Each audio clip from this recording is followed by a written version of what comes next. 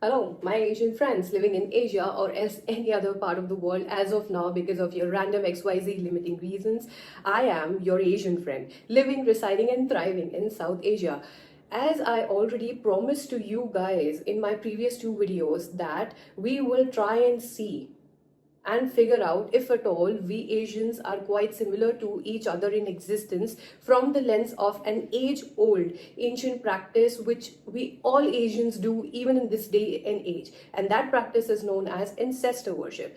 So in this journey we started off with an East Asian country which is Japan, and the second country which we will try and explore whether or not they do the ancestor worship or not would be our South Asian country, India. And in India, ancestor worship does happen. And how exactly it functions, how exactly it rolls, what are the rituals, and what exactly the name of this festival would be. So we will be exploring in the upcoming sections. But for now, let me tell you, India also does the ancestor worship, so much so that it is almost intertwined into our day-to-day culture. And the name of that period of time where the ancestor worship is done in India is known as Pitru Paksha.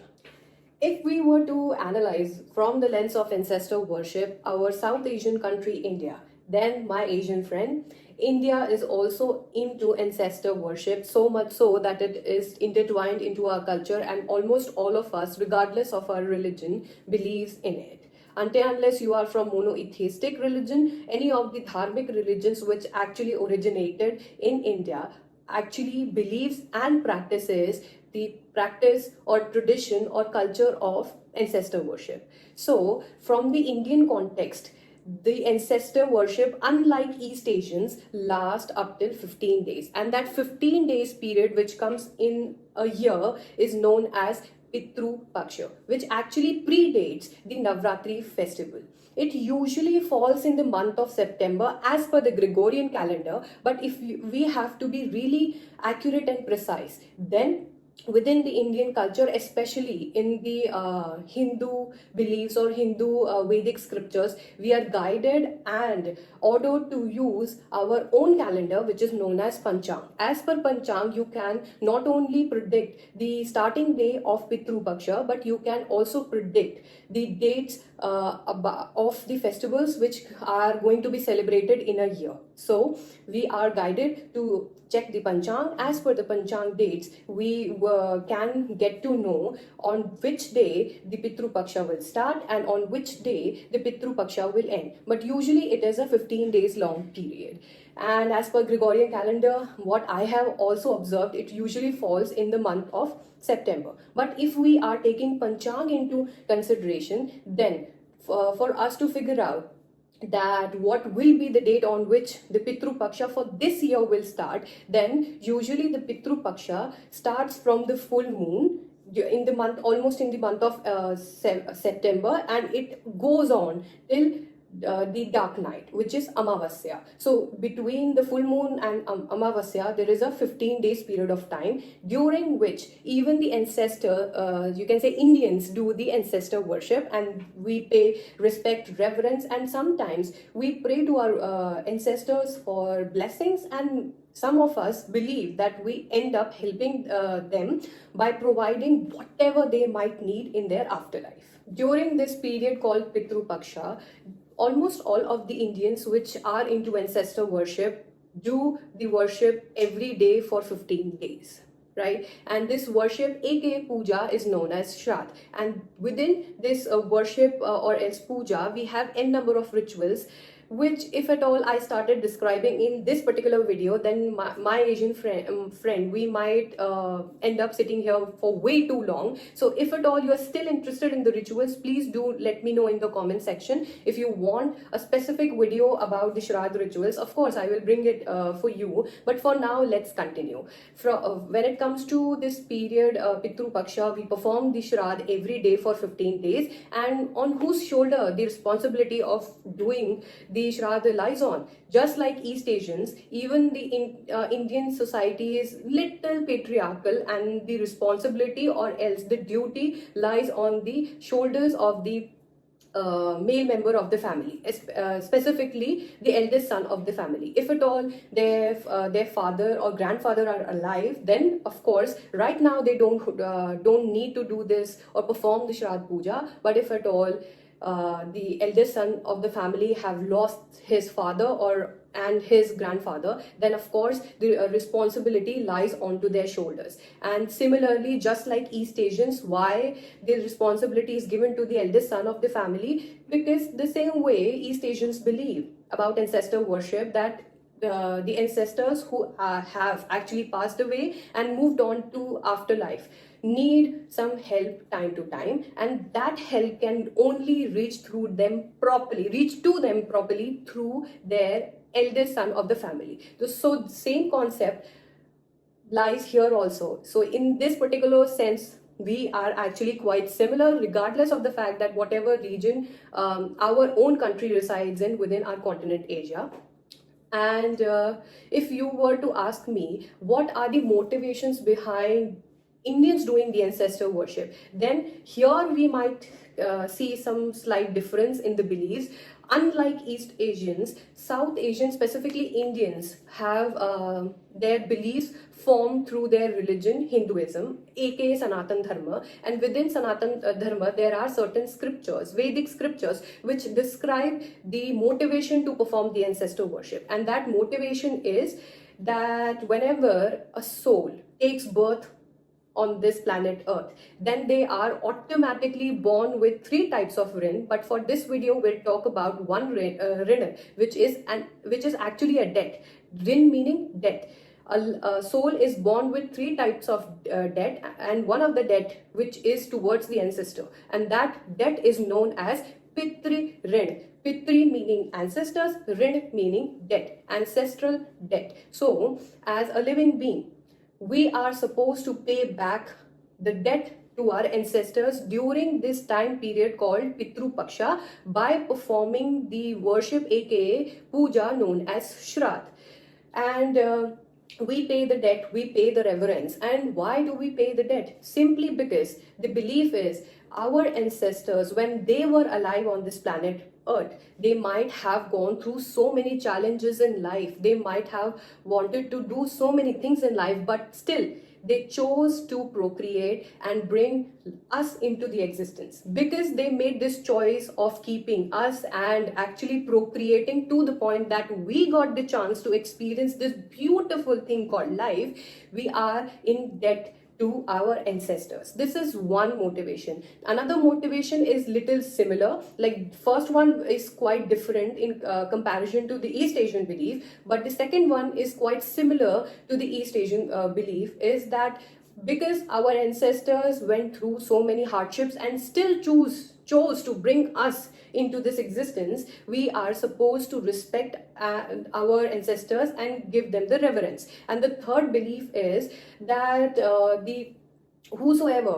whichever soul has actually passed away and got a chance to live an afterlife, they hold some power over us. If at all we worship to them and for them and help them with their needs in the afterlife, the chances of them getting happy with us are so high that they do have some level of power to even convince God to bless our lives, and we might end up getting those things for which we are praying for, or else they are almost impossible for us to get as per our, you can say, karma which we accumulated in our past life. So this is one element. And the negative side of that, not negative, but I will say another side of this particular third point, which is quite also similar to East Asian belief, is that if at all our ancestors are not happy and satisfied in their afterlife, and as their ancestors we are, you can say, sorry, not ancestors, as the living members of their family, we are not helping them provide the needs and wants, whatever they need and want in their afterlife as a living being, then the chances of them getting angry with us are so high. And because they hold some power, just like God, they might convince God to punish us. So overall, out of three beliefs, two beliefs are quite common and quite similar between East Asians and the South Asians doing this practice called as ancestor worship, and only one point is little different. But if you will take out the gist of that particular thing also, then also it is quite similar. And this is the actually belief behind why Indians are into ancestor worship. In the next section, we are actually going to consolidate the points, how exactly all of us Asians, especially as of now, East Asians, Southeast Asians, and South Asians are so similar to each other in our practices and existence when it comes to ancestor worship in the next section. And if at all you were thinking, my Asian friend, unlike your previous video on Japan, you were not discussing about the rituals at all, then my friend, as I already mentioned, the East Asian rituals might not be that elaborate because it only lasts for 3 days, but this Shraddh, you can say the puja which we perform or worship which we do on daily basis, which is known as Shraddh, has got so many rituals, it actually needs a separate video. So I will bring it up if at all you are interested. And that being said, let's start comparing how exactly ancestor worship is bringing all of us Asians together, simply because we all do it, not just we all do it, and how similarly we do it. Overall, even Indians doing the ancestor worship, or as the motivation behind Indians doing the ancestor worship, is quite similar to our East Asian countries and Southeast Asian countries. The only differing point which lies in our motivation to do ancestor worship is that we believe in Pitru Rin, which is a debt associated with any soul which takes birth in this world. So this is the only differing factor. If at all we talk about the other motivations behind Indians doing the ancestor worship, then they are quite similar to the East Asian beliefs. And in East Asia, what all countries which come into your mind majorly, which is China, Japan, and South Korea, and so many other countries also. So from the point of view of spirits having enough power to either make our lives as living beings or else break our lives as living beings, this particular concept is also similar. Like, we do believe in this thing as Asians, not just as South Asians, East Asians, or Southeast Asians, or North or West Asians. As Asians, we commonly believe that this can be a motivation. Another thing which is quite common in our motivation is paying respect and reverence to our ancestors for being alive, going through life, and choosing to procreate enough so that we can get this beautiful thing called life. So this is another thing. And third factor which will also be common, which actually I forgot to mention in the previous section, was that we, just like East Asians or Southeast Asians, we do to see our ancestors, which are known as Pitras. The term is Pitra. We do see our Pitra powerful, just powerful like our religion related deities. So they can be our guiders, protectors, and mentors from the next world. Same way, even the East Asian countries ask for daily guidance from their ancestors too. So in this regard also, we are quite similar to each other. But when it comes to the time period when this festival of ancestor worship or paying the reverence to our ancestor worship is compared,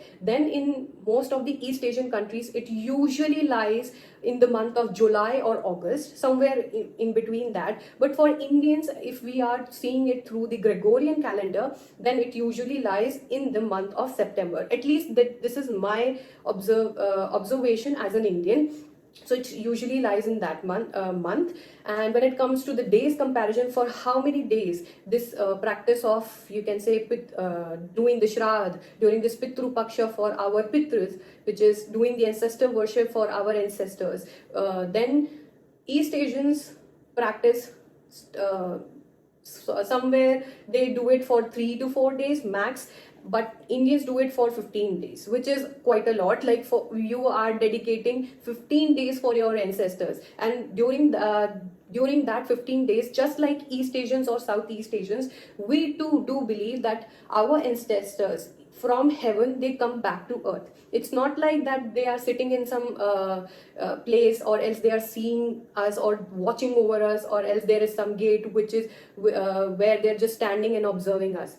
No, just like East Asians, even we believe that they come back to earth, come back to our ancestral homes, and that is why even we are, you can say, commanded by our Vedic scriptures to gather in our ancestral homes and perform this puja in our ancestral homes only, because our ancestor spirit come back from heaven to earth so that they can be around us during this ancestor worship period. So as per Indian beliefs also, for those 15 days the souls of our ancestors are with us. So whatever we provide them during this worship called Shraddh, which is usually just like Asians, we provide our ancestors with rice, some weed, some leaf like thing, and overall, instead of putting a bowl in front of the altar, we perform the Shraddha Puja on the floor, sitting, doing the Asian crisscross. In that position we sit. We have specific dietary restrictions for the person who is doing this worship, and they are supposed to be very clean, just like East Asians. The only difference is that we do not perform this worship in our day-to-day worship altars. Unlike East Asians or Southeast Asians, we perform this worship separately in our ancestral homes. And just like our East Asian or Southeast Asian friends, we offer our ancestors rice and some eatables too, believing that if at all we are offering that food to our ancestors in our mind, and that food which we have offered on the grounds of our ancestral home, and if it is eaten by a crow or a raven, then it is believed that our ancestors got it. Because in Indian culture, ancestors, crows and ravens are actually seen as the living incarnation of our ancestors. So during this time, if we are offering some food to our ancestors and the crows or ravens end up eating that offered food, then we believe and we are satisfied that okay, our ancestors got their food in their afterlife. So this is yet another thing. Actually, the concept is quite similar of offering the food, but the animal eating it and the crows and raven eating it, and we thinking that okay, the ancestors got their food. This element is little different from our other Asian countries and other Asian friends. Despite that, if we were to compare how similar the East Asian way of doing the ancestor worship is to our South Asian country, India, then I will say that the countries like Nepal, Sri Lanka, Indonesia, Myanmar and Thailand are much more closer to the Indian way of doing the ancestor worship in comparison to any of the East Asian countries like Japan, China, or you can say South Korea.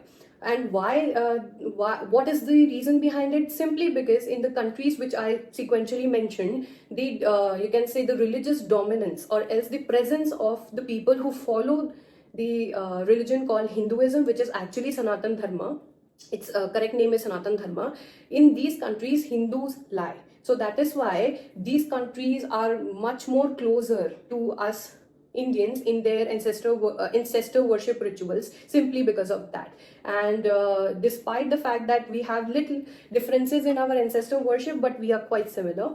And just like East Asian countries like Japan, China, India also performs this practice by and large. If you're thinking that okay, this practice is dying in India, no.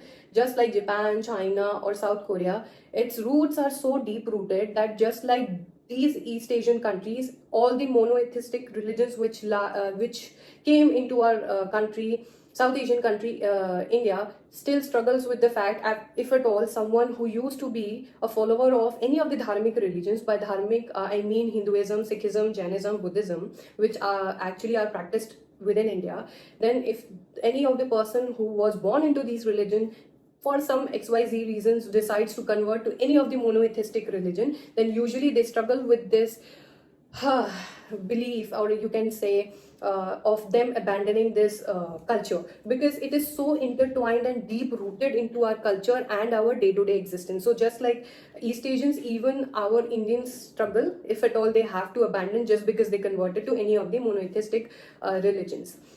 So yeah, that's the thing. And if I were to discuss anything else,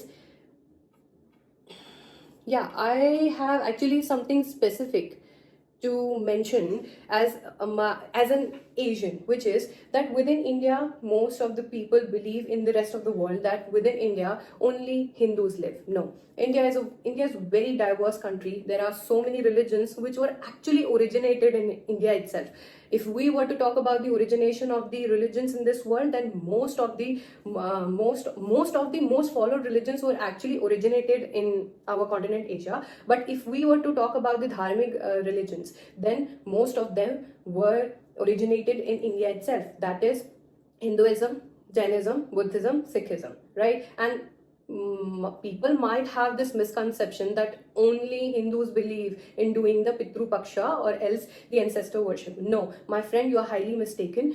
Of course, when it comes to Buddhism, we already discussed in our video on Japan that within Buddhism also, this practice of doing the ancestor worship is intertwined or is written into the scriptures of Buddhism. So that is already known. But if we were to discuss Sikhism and Jainism from this lens, then even within Sikhism and Jainism, this practice is done even in this day and age. I'm not sure about what exactly the name of Jain practices of doing the ancestor worship, but about Sikhism, I'm very much sure that Sikh people also do the ancestor worship in India, and their ancestor worship is known as Barsi.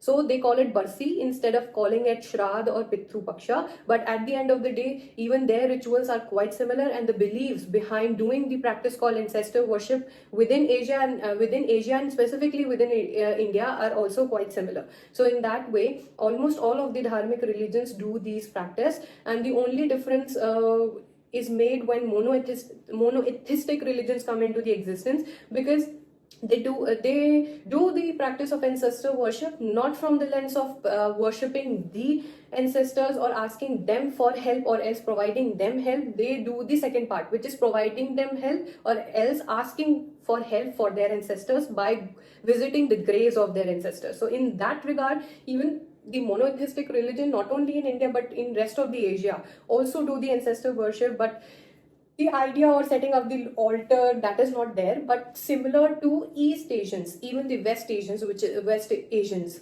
Actually, West Asia is Middle East. So within Middle East, one monotheistic religion, which is Islam, is deeply and you can say popularly followed. So if we were to compare the ancestor worship of East Asia and the West Asia, then in that, and we are supposed to find the commonality, then we can say helping our ancestors out because we are praying to some supreme god. That element is quite common all across Asia, not just between East and West. And another common thing which can be similar factor and uniting factor for East Asia and West Asia from the lens of ancestor worship would be that even East Asians many a times tend to bury their ancestors in the grave, and the same way West Asians do it, right? South Asians cremate. If at all they are from the dharmic religions, they prefer to cremate because they think that is the best way of sending off their ancestors, because it always helps their soul in a better way. But regardless, despite this, if we were to talk about East Asians and the West Asians, many times they prefer to bury their loved ones, and because of that, during some time of the year or else, West Asians randomly visit the graves of their ancestors, and they do the cleaning, beautification, or just you can say talking to their ancestors, thinking that they might need some help or they might be listening to us. So in that regard, even East Asians are quite similar to West Asian in doing the ancestor worship, if not to ancestor, then at least for ancestor. So overall, for this video, I guess I have explained the practice of ancestor worship from the Indian lens enough. And if at all you still have questions, please do let me know in the comment section. And on the flip side, I have question for my Jain friends if they are listening to me, my Jain Asian friends.